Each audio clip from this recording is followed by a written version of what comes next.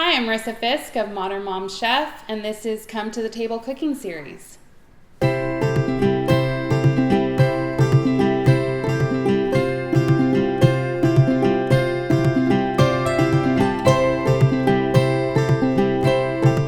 Welcome to our first session, Kitchen Basics. Here I have a wooden cutting board that I can chop on, but I also can use it for entertaining with guests. We can put grapes, cheese, crackers. It's a lovely cheese and meat board.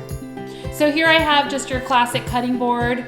I do have different boards for raw meat and veggies, and you can color code them if you'd like. So it's just your basic white cutting board. I would say with knives, it's a preference of what you like to use. This is what I like to use in the kitchen. Here's a little paring knife. I use it for chopping off the stems of strawberries, maybe taking out the tops of a tomato, peeling back kiwi. My go-to everyday knife is this 8-inch chopping knife, and I use it for cutting potatoes, onions, practically any chopping in the kitchen. It is a heavy handle and it is a Japanese knife, but that's my personal preference. I love this knife. You might find an 8-inch that's lighter and easier to cut with. I say go with what you enjoy using in the kitchen, but I would definitely recommend getting an 8-inch chef knife. Here is serrated. I love this knife. This is actually a Cutco knife. It has a lifetime warranty, and I'm not doing a plug for Cutco, but I do love it for tomatoes, or if you have any problems, you can go into their store and they will sharpen it. I don't recommend sharpening your knives on your own unless you know what you're doing, because you could mess up the blades.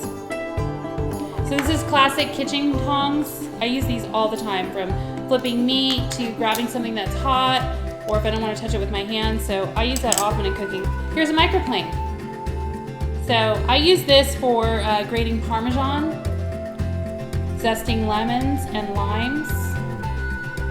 You'll find that it works well, even orange zest. These here are classic kitchen shears.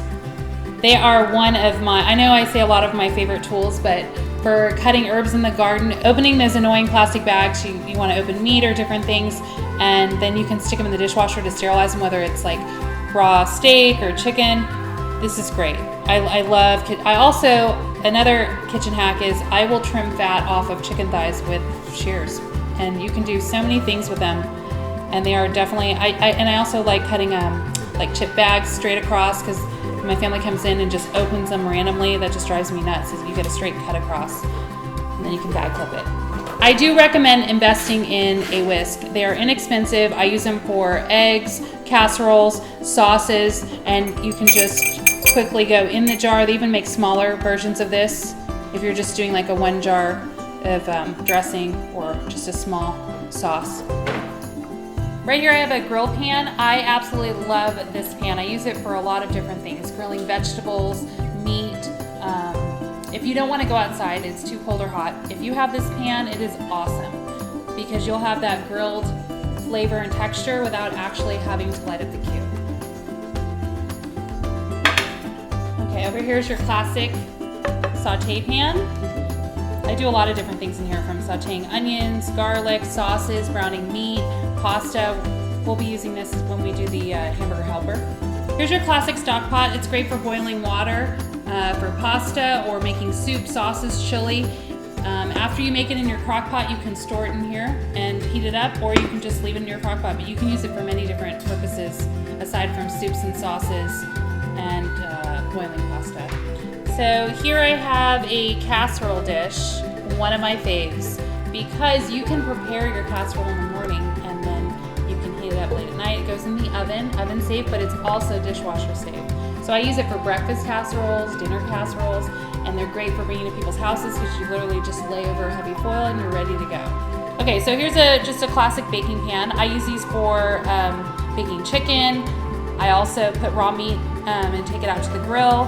You can also use it for roasting vegetables, roasting potatoes specifically. I love baking sheets in this size. It's one of my favorite tools in the kitchen.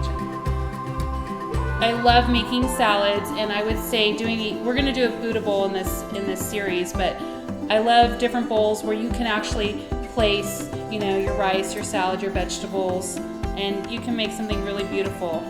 You can times it by 4 for your family, and it's a wonderful thing to have in the kitchen. So I recommend buying 4 bowls that you like, whether they're silver or white, even for soup. but basically just making your main entree into a bowl is a great thing. So here is my favorite crock pot. It's a mini crock pot. And what's great about this specific crock pot is you can warm or you can cook in here. And it actually has an insert. So it comes out, you can bake in the oven, and then you can take it to a guest's house and you can put this lid over it and it won't spill when you're driving. And I think it's a fabulous contraption. But normally when I'm cooking for lots of families and busy in the kitchen, I use a larger crock pot. I love them because you can do a prep time of 5 minutes and it may be cooking 8 hours, but you'll have a delicious chicken enchiladas, different sauces and soups, and it's a great way to let something slow cook without actually having to physically be in the kitchen for at least 8 hours. So this is a soup ladle, and also I use it for pancake batter or anything like black beans. This is a must in my kitchen. It's the easiest way to scoop things out without making a mess and spilling, or even if you're making homemade jam, you can just pour it right in. I love this tool.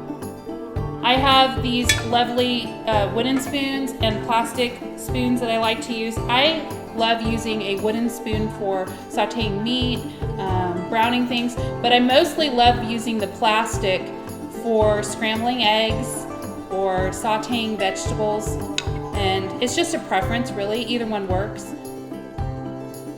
So here are different boxes that I like to use for storage or making kid snacks. This specifically is a bento box. I'm gonna open up here, it's made out of plastic, and on the inside you can place, your nuts, your boiled egg, cut up fruits and veggies, or you can even do the kids' favorite snacks, and you can place it in the fridge and they can grab on it all day, or it's wonderful if you have to go somewhere, you'll have healthy snacks on the go.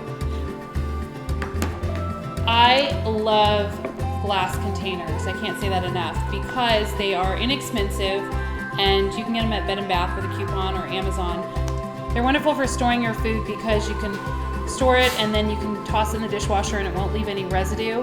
I do like plastic for different dry snacks, but I would say for wet ingredients, I definitely prefer, whether they're round or square is okay, the glass containers. You can see they come in different sizes when you buy the pack of 20. I suggest investing in a set of Pyrex glass containers. I use mine over and over, and they will store food for up to at least 3 to 4 days. And you can get different sizes. Even if you want to cut up fresh vegetables and have them ready to go, or you want to prep your meal ahead of time, I always use glass containers. These are salad dressing containers. You can use them also for hummuses, dip, peanut butter, almond butter, and it's great if you want to take a sauce to work and you don't want it to spill or you're on the go. Definitely love having these, and I also have them in glass as well. And for my clients, when I'm cooking, I use these meal prep boxes. They are throwaway, but you can position different things in here, or you can put a small salad and take it to work, or even leftovers from the night before.